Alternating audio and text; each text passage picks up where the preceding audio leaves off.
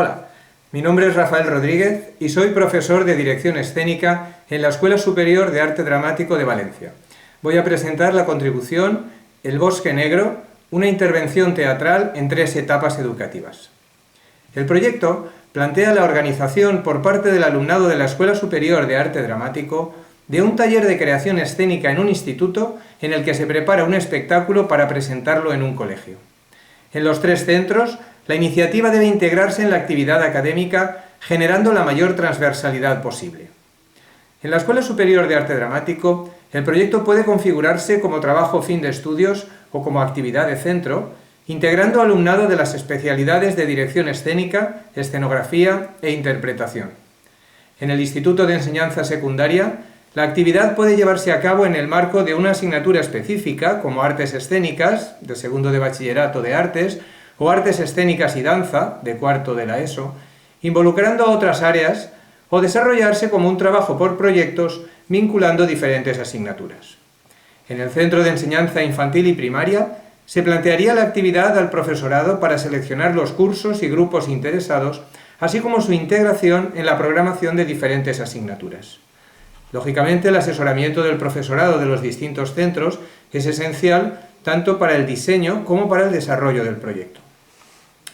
El Bosque Negro se configura como un taller de teatro en el que el participante es el verdadero protagonista y agente activo de una experiencia lúdica y procesual en la que su imaginario le permite vivir la experiencia creativa como descubrimiento y revelación.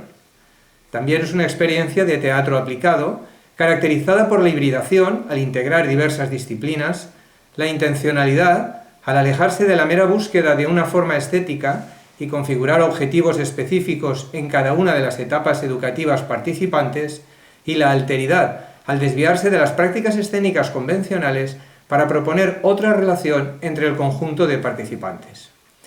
Y se enmarca en el denominado teatro inmersivo. Por su parte, el teatro inmersivo replantea algunas dicotomías habituales en el teatro, como escenario-sala, actor-espectador, realidad-ficción, etc., cuestionándolas y disolviendo sus fronteras. El primer paso en el desarrollo del taller en el instituto es la explicación del proyecto al colectivo que lo va a protagonizar. A continuación, empieza el proceso de constituirse en comunidad, incentivando la motivación, la participación y la complicidad, eliminando cualquier tipo de barrera y promoviendo la expresión libre. Luego se plantea una reflexión sobre los conceptos básicos del taller: realidad, fantasía, teatro, juego, imaginación, y su relación con la vida de cada día. Una reflexión que debe ser activa, práctica y plural, integradora de cualquier subjetividad. Después aparece el trabajo sobre el universo referencial, el bosque, espacio natural, de los cuentos, extraordinario, poderoso y terrible. Toda idea o ensoñación sirve para dibujar las características de nuestro bosque.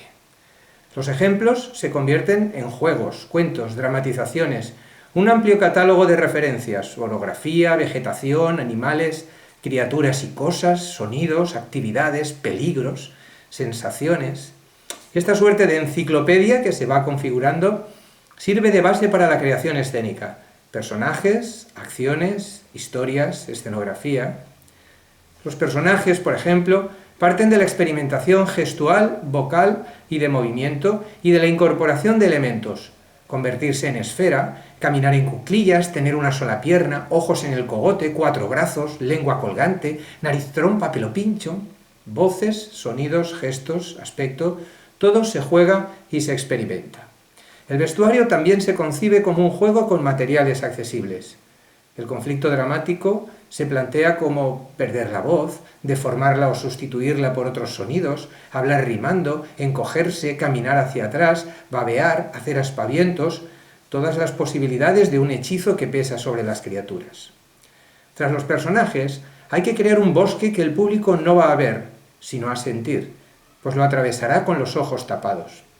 Se trata de idear los trucos o sensaciones que, acompañadas de sonidos o palabras, le provocarán una sensación real de que camina entre matorrales, le roza una rama, atraviesa una telaraña, pisa bichos, le pican cuervos, se mueve entre raíces, le toca una babosa, se acerca a una cascada.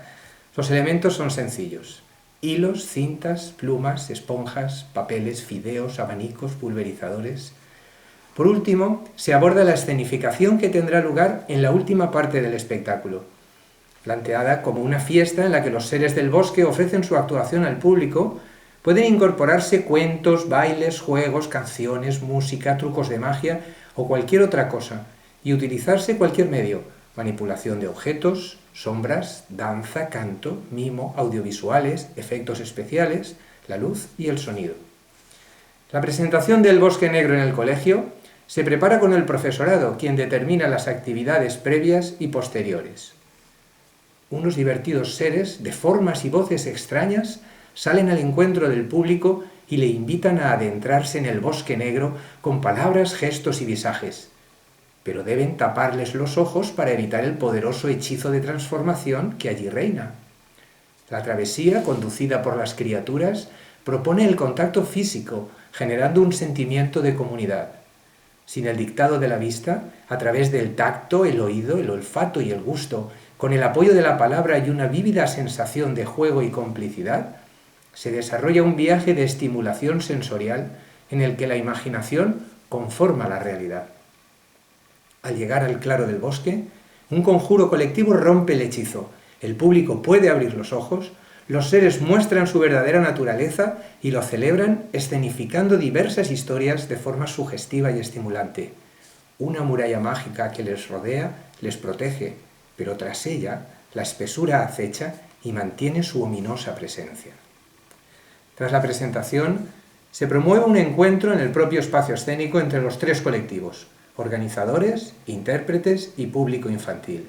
Se levanta la muralla, se enseña el espacio y los trucos, se comparten las experiencias vividas, invitando al juego del teatro. La propuesta rechaza la hegemonía del texto como elemento vertebrador de la creación, sustituyéndolo por el espacio. Se anula la separación tradicional entre espacio del público y de la representación, sustituyéndola por un espacio múltiple y compartido. La teatralidad se apoya en la corporalidad de los intérpretes, la materialidad de los elementos escenográficos y la multisensorialidad del público, reivindicando la importancia de la copresencia actor-espectador, la condición de acontecimiento de la realización escénica y el carácter lúdico y vivencial del teatro. La propuesta plantea, pues, una vinculación entre etapas educativas como elemento de reflexión en el ámbito de la pedagogía, pero también es una reafirmación del teatro como experiencia vital y compartida. Un bosque de emociones, de sensaciones, sentimientos, ideas, pensamientos, imágenes, fantasías, acciones, relaciones, en el que adentrarnos para vivir una aventura extracotidiana tan real que tiene el poder de transformarnos. En el ámbito de los estudios superiores de arte dramático, el proyecto invita a la incorporación del teatro aplicado como una especialidad autónoma, cuyos campos de actividad, desarrollos profesionales y trascendencia social son enormes. Reivindicar la práctica artística como crecimiento y realización personal no es nuevo, pero sigue siendo necesario. Y que la formación de profesionales de alta cualificación se lleve a cabo en el ámbito de la educación artística superior, un reto al que una sociedad avanzada y progresista debe enfrentarse. Muchas gracias.